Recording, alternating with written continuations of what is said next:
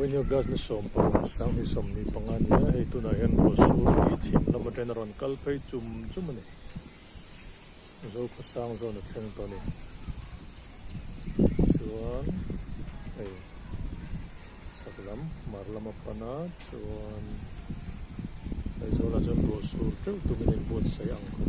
zo ten ro mol liam kan ti thin ni hi Cloudburst antibaya balloon chunga tui thuna vi ke tui ron bothut ang dewa hian an ngai ni Cloudburst ro sur hianin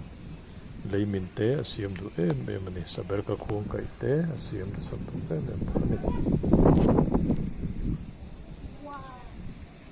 tuna hian ro ron thleng te to ni mol pui ITI vel ron thleng to a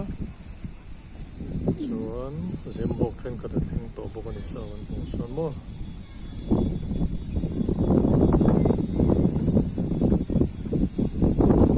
ron tho vet to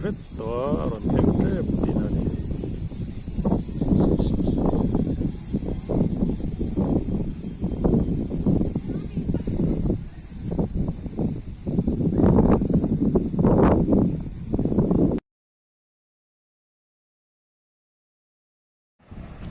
ai tu na hian ruah ron survak me ka ni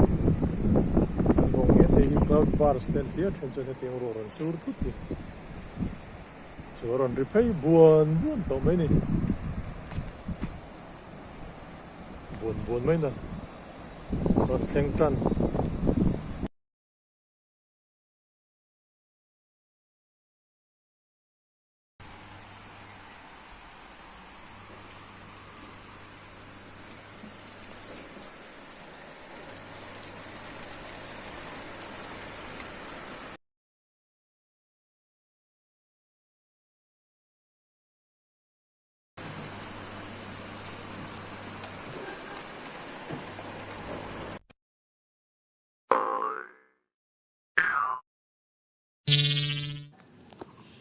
kan channel te min lo clear sa ka kan lom em ani min lo like min lo subscribe sak ve don dia